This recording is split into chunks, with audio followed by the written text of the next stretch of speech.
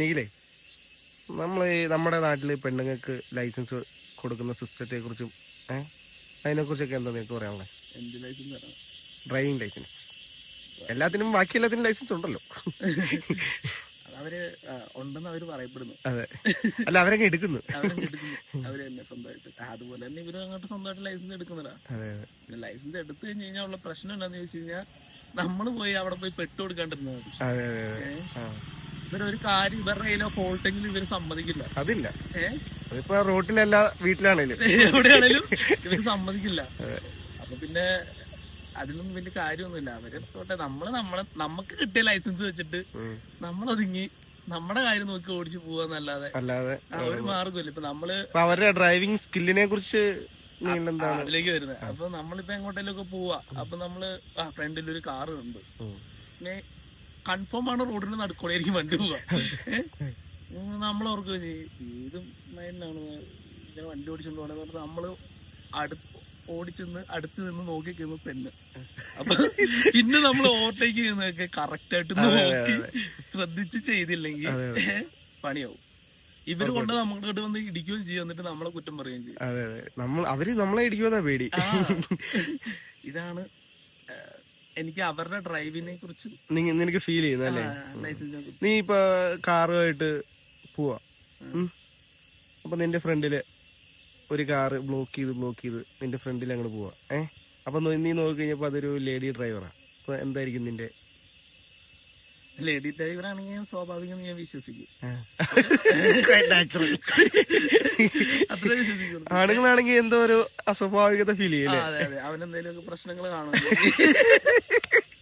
അവനങ്ങനെ ചെയ്യില്ല, ടെൻഷൻ ആയിരിക്കും. പിന്നെ പെണ്ണുങ്ങളുടെ നല്ല കിട്ടുന്ന ഡ്രൈവേഴ്സ് ഉണ്ട് കേട്ടോ, ഓഫ് റോഡൊക്കെ അടിക്കുന്ന. അതെ, അത് പിന്നെ പറയുന്നത് നമ്മുടെ അരിക്കാത്ത കറുത്തരി പോലെ എവിടെയെങ്കിലും വരണം. അല്ല, ഇവിടെ ഉള്ള കുറെ ചേച്ചിമാരുണ്ട് ജീപ്പും കൊണ്ട് എന്റെ പൊന്നു മോനെ ഓഫ് റോഡ് കയറുന്നത്. വേറൊന്നുമില്ല, അവരുടെ പറമ്പിൽ കൂടെ പോണേ. ഓക്കെ, ഞാൻ ചോദിക്കുന്നതല്ല.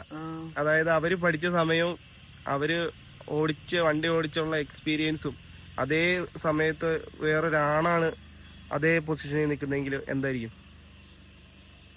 മനസ്സിലായോ? എടാ ഞാനേ ആർക്കായിരിക്കും സ്കില്ല്? അതായത് രണ്ടുപേരും, ഒരു പെണ്ണ് ഒരാണ്, രണ്ടുപേരെ ഒരേപോലെ പഠിപ്പിക്കുന്നു, ഒരേപോലെ എക്സ്പീരിയൻസ്. അത് ഞാൻ ഇതിന്റെ ഒരു എക്സാമ്പിൾ പറയാം. ഞാൻ നിനക്ക് മുന്നേ പറഞ്ഞിട്ടുള്ള, നീ ഇന്ന് രാവിലെ എന്റെ അടുത്ത് വന്നിട്ട് നീ എന്നെ വിളിച്ചേടാ നീ ഇന്ന് ഫ്രീ ആണോ, രാജാക്കാട് വരെ പോവാ. ഓക്കെ, നീ ഇവിടെ വന്നു കഴിഞ്ഞപ്പോ ഞാൻ റെഡി ആയിട്ട് ഒന്നുമില്ല, ഞാൻ പോയി ഒരു പാന്റ് കൊടുത്തിട്ട് ഒരു ടീഷർട്ട് കൊടുത്തിട്ട് ഞാനങ്ങ് ഇറങ്ങിപ്പോകും. നേരെ മുടിയോ മുഖമോ ഒന്നും നമ്മൾ ഡ്രസ് മാത്രം മാറിയിട്ട് അങ്ങ് പോകുന്നു. ആ സമയത്ത് ഒരു പെണ്ണുങ്ങളാണെങ്കിൽ ഇവരെ കാണിക്കാനായിട്ടാണ് ഇവര് ഒരു ലൈസൻസ് എടുക്കുവാണെങ്കിലും വണ്ടി എടുക്കുവാണേലും എന്ത് സാധനം ചെയ്യുവാണേലും ഇവരെ കാണിക്കാനായിട്ട് വേണ്ടി മാത്രം ചെയ്യുന്ന ഒരു പരിപാടിയാണ്. ഇവരെ കാണിക്കണം. ആ സ്ഥലത്ത് നമുക്ക് അങ്ങനെയല്ല.